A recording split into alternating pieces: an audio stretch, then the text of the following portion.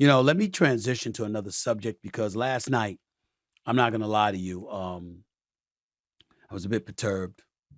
I watched LeBron James put forth a Herculean performance in the fourth quarter, some big time baskets down the stretch, offsetting the 39-point explosion that Kevin Durant put forth for the Phoenix Suns. He did not have Devin Booker, nor did he have Bradley Beal at his disposal. The Los Angeles Lakers were still down 13, still came back and ultimately to win. But again, Phoenix didn't have two of their top three scorers.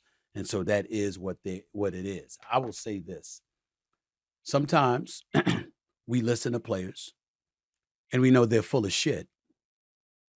And one of those times was last night when LeBron James was talking about Anthony Davis when addressed with the question of Anthony Davis receiving criticism.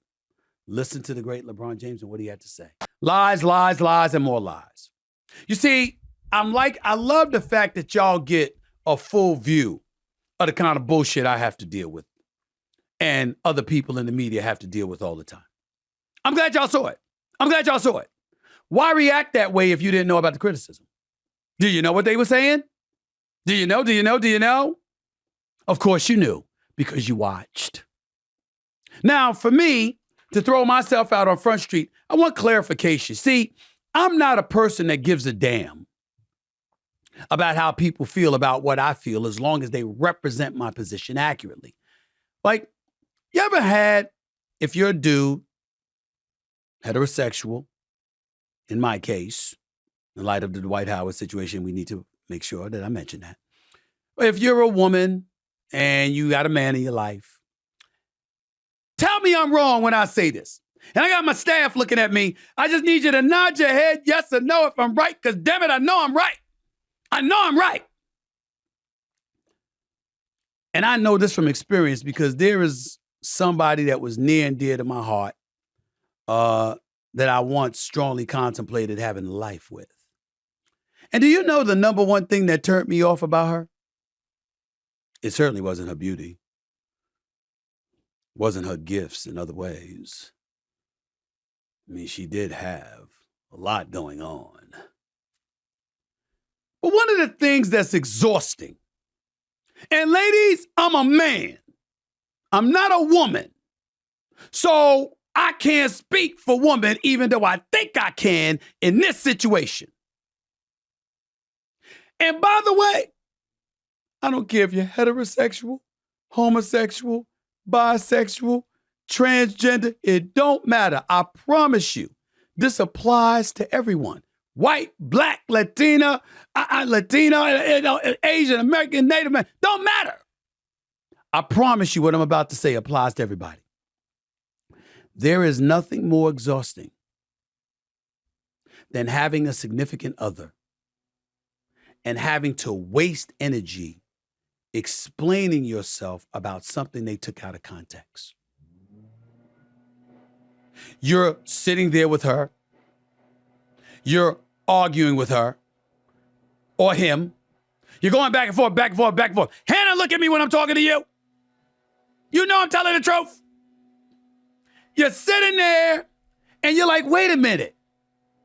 I know good and damn well that that's not what I said.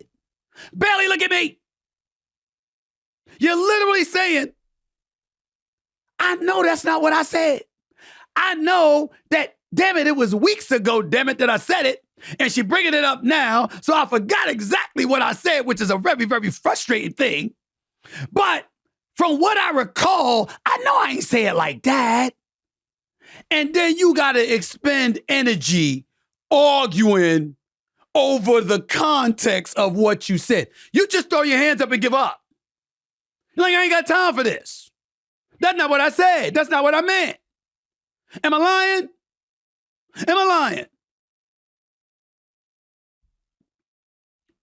What I mean is this. I'm getting into an argument with you and you're misrepresenting what I said. That's very frustrating, no matter what kind of situation you're in. And when I thought about LeBron James being asked that question and then answering it the way that he answered, we don't give a shit what anybody says. To me, you're not taking into account what people are saying. See, you act like people are complaining about Anthony Davis and his skill set. Stop lying. We know that when Anthony Davis brings his A game, he's a top 7 player on the planet. How many people can walk around averaging 28 and 15 with 3 blocks a game? Anthony Davis could do that anytime he wants to. It requires his A game, but he can do it anytime he wants to. We've seen what he's done. We've seen him go against Jokic and drop 40. We've seen him go against Golden State and drop 40. We've seen the brother drop damn near 50 against the Wizards last season during the regular season. We've seen what Anthony Davis could do throughout the years. We've watched him average 28 and 12 one season. We know that he's an elite defender and a rebounder and a shot blocker. We know this. So when we're complaining about Anthony Davis, what we're saying is, bruh, when you going to show up? And we're not talking about Charles Barkley calling you street clothes because you always in street clothes because you hurt. We talk about Stephen A. calling you Six Flags because you're a roller coaster. Up and down, up and down. Can't put together back-to-back games. I got some numbers on Anthony Davis. Y'all think I'm lying, right? Because I keep receipts. Let's look at it. Anthony Davis, inconsistencies. Odd number games during the playoffs last year. Games 1, 3, 5, 7, that kind of thing. Anthony Davis averaged 28.8 points per game on 58% shooting from the field. Even number games, 2, 4, 6 to be exact. The brother averaged 16.4 points per game on 43% shooting. A 12-point drop-off in points per game, a 15% drop-off in shooting percentage. He had 4 30-point games in last season's playoffs. But let me tell y'all this, ladies and gentlemen, look how it happened. Against the Grizzlies, he dropped 31 points one game, 12 the next. He dropped 31 points another game, dropped 16 the next. In the series against the Warriors, he dropped 30 points one game. He followed that up with an 11-point performance. In the Western Conference Finals against the Denver Nuggets, he followed a 40-point performance in Game 1 with 18 points on 27% shooting in Game 2. This is what he does. This is what he does. Okay? Minutes on the boards of postseason, averaging an NBA best 14.1 rebounds per game. The last time AD led the league in any regular season category was in 2017-2018 with New Orleans when he led the league in blocks. He led the league in blocks in 2017-2018. That was 6 years ago. So, yo, Greg, my producer, let me ask you a question, bro.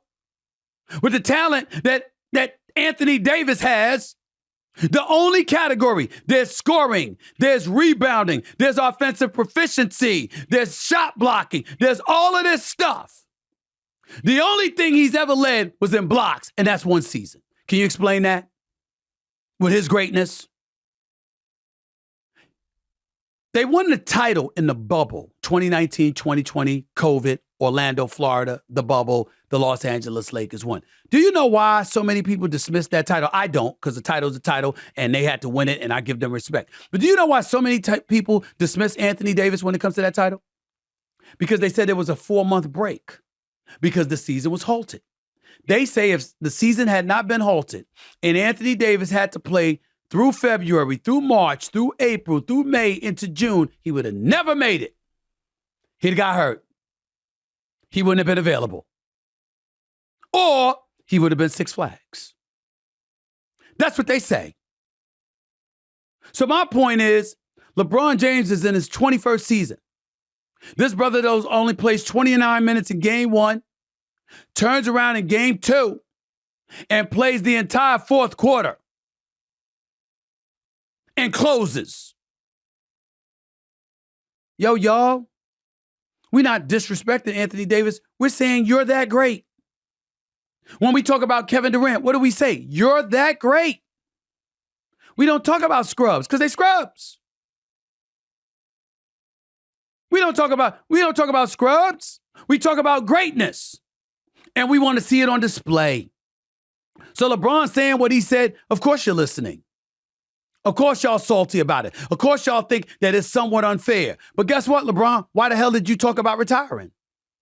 If Anthony Davis bringing his A game, Greg, Bailey, Michael, if Anthony Davis is bringing his A game, do the Lakers get swept? No, they don't. Does LeBron talk about retiring before he had to come on the SBs and talk about how he's reinvigorated and he's going to be back for the 2023-2024 season? He'd have never had to make the damn announcement because we would have known he was never leaving. Because Anthony Davis is that great and you got a chance to win a championship. That's why. That's why. So he could talk all of that all he wants to. See, they try to change the narrative. And that's the side to piss me off. You ever see that? Tell me I'm lying. I'm looking at my producer Greg again. Tell me I'm lying. LeBron James score 40, 50, puts on a tremendous performance. He's soaking in all the adulation. But when he get a bad game, and you say, damn, you stunk up the joint today, which is rare because he's so great. What does he do? I'm just trying to be a role model to the kids. I just, my high school, my program, the philanthropy in the community, and the kids out there, and it's just so important. And it's not about negativity. It's about positivity. It's about Black excellence. It's about doing all of these things, doing things the right way.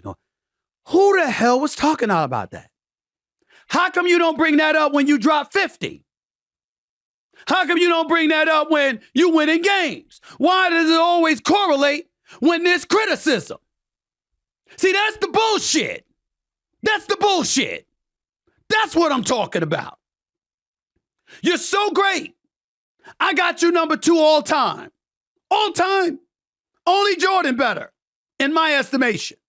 You got people out here who believe you to GOAT. Shannon Sharp, Club Shay, okay? Kendrick Perkins, and Lord knows who else. They already think you the GOAT.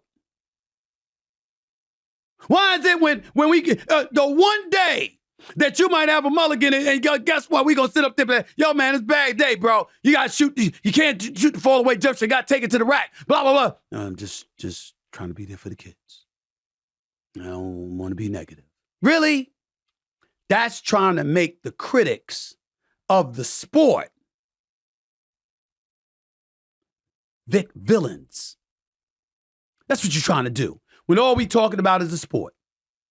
Ryan Clark from, The Pivot and their podcast, who's an NFL guy, hosting Inside the NFL, doing a fabulous job. Contributor to ESPN, Monday Night NFL Countdown, comes on First Take twice a week. All of this other stuff. Ryan Clark, he didn't mean to do it. That wasn't his intention, but he alluded to that today. We talk about Dak Prescott. I ain't like, yo, I would never question his heart, not with what he's been through. Because you're talking about the passing of his mother, something I would know about, by the way. You're talking about his brother, and God bless his soul, committed suicide years ago. And some of the trials and tribulations Dak Prescott went through. And I was like, wait a minute. We don't do that on First Take. And we're not doing that here.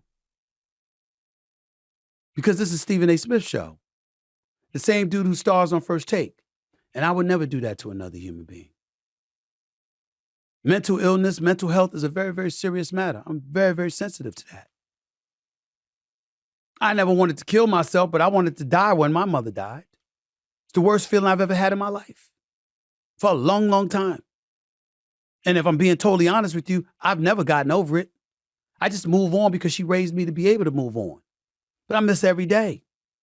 There isn't a day that goes by that isn't a level of misery that invades my soul. And whether it's for minutes, whether it's for an hour, a half hour, whatever the case may be, I'm in a very, very dark place just because she's gone.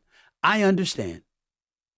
But I also understand that when somebody is critiquing me because of something that I said on television, or on the radio, or on a podcast, or whatever the case may be, they're not sitting up there and taking into account my mama, any kind of mental illness that I may have suffered from or somebody else is suffering from. We're talking about sports character. And Ryan Clark made a good point that sometimes sports character correlates with your character. And I get that. I'm talking about, Dak Prescott. It's 4th and 1. Yo, man, you down 3 points. You need a field goal. You got to get your team in the field goal range. You down 4 points. You need a touchdown to win it. In the moment, do you have what it takes to get it done? Some people do, some people don't. But that doesn't mean that you're this horrible, weak person. You're an incredible role model. LeBron is an incredible role model. We will miss LeBron when he's gone. He is one of the greatest players we have ever seen. He is an incredible role model. He is a father. He is a husband. He is a businessman. He is an actor. He is a leader within the community. He is a leader within the NBA community. He is the iconic brand of this generation with the NBA, if not all of sports. He is phenomenal. What that got to do with the fact that you and Anthony Davis can't get on the court at the same time to save your damn life? How many games do you need to miss together? I'm just wondering. During the first season with the Los Angeles Lakers 2019-2020, LeBron and AD played in 59 games together, going 45-14 en route to the NBA title. That was the COVID-shortened season. Since that time, y'all want to hear this? This dynamic duo has played in a total of 87 regular season games. Let me try that for you again, Greg. Pay attention, bro. From 2019-2020, that's the 2020-21 season, the 21-22 season, the 22-23 season. That's 3 years. LeBron James and Anthony Davis have been on the court for 87 games together. That's a season in 5 games. That's a regular season in 5 games. Y'all care to explain that? That's Kawhi Leonard, Paul George-esque, if we're being honest. That's Anthony Davis missing 44% of his games. Anthony Davis has missed 104 of 238 games. That's 44% since that championship season in the bubble. Oh, by the way, LeBron has missed 80. We can't complain about that? I'm sorry. You don't give a shit. I got you. You don't give a shit. I got news for you, LeBron. I'm happy you don't. I'd prefer that better than, I'm just trying to be there for the kids. When it don't have anything to do with what we were pointing out. Can we talk basketball? That's all we're doing. Anthony Davis, when you bring your A game, you're one of the top 7 players on the planet. Does it not bother you that you're not mentioned in the same sentence as Jokic, Giannis, and Embiid? Does it not bother you? It would bother me if I had your talent. If I'm getting paid $62 million a year, it would bother me. And oh, by the way, not only did Denver whip your ass in the Western Conference Finals by sweeping y'all, according to Anthony Davis, they chirped and talked smack while doing it. So much so that Anthony Davis walked into the offseason clamoring for his opportunity to get his hands on them again. Says that LeBron felt the same way. We can't wait. And then you opened the season with a scoreless second half while the rest of your teammates were shooting 54% from the field. Now, I know my man Kendrick Perkins brought up that high altitude. But you've played in it enough. You know what you're dealing with. So let's stop. Let's stop.